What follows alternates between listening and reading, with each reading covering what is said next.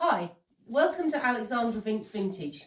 Today we're going to be exploring my favourite subject, the shoe.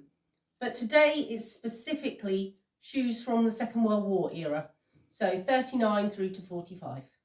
Okay, so the first pair, if you look at my feet, these are 1930s shoes.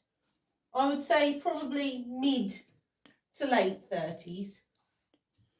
And they are Purple Kid suede,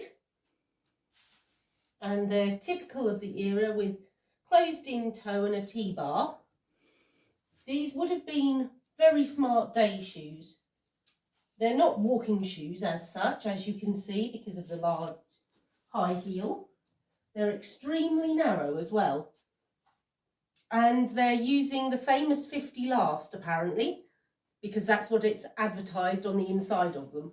If I just take one off, you can't read it, unfortunately, unless I bring a magnifying glass to you. But they've got a beautiful leather sole. And as you can see, they are very narrow, just here. But they're a lovely example of the era, and they're in near mint condition.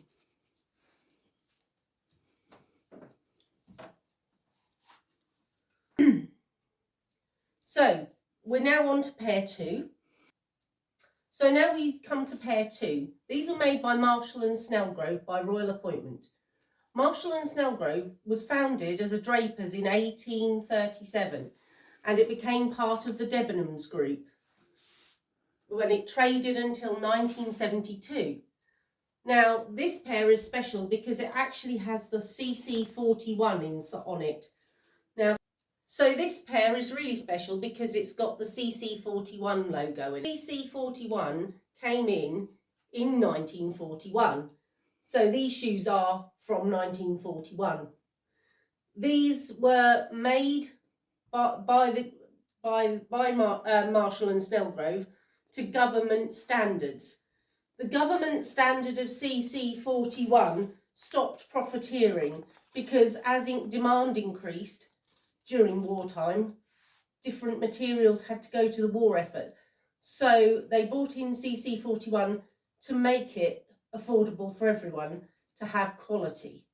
So these are extremely good quality. They're silk, evening dancing shoes. They've got the little royal appointment inside them.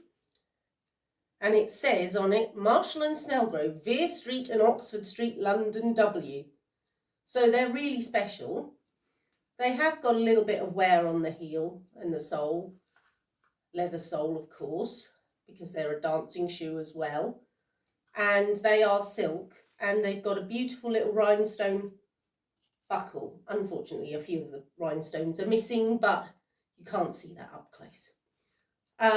They've got a very small peep toe because peep toes were much smaller in the 1940s.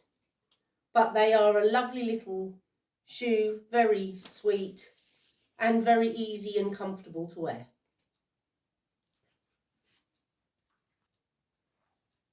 Okay, now this pair are very glam, satin peep toe with a crossover and a little ankle strap.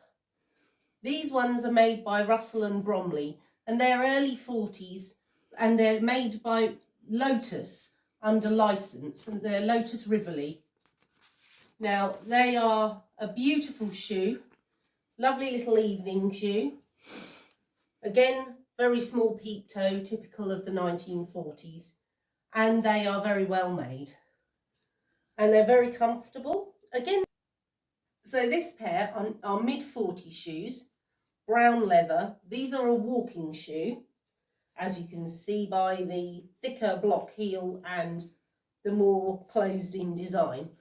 Now, these are Dr. Wilbur's arch support shoes, and they've got what they call a metatarsal pad in them.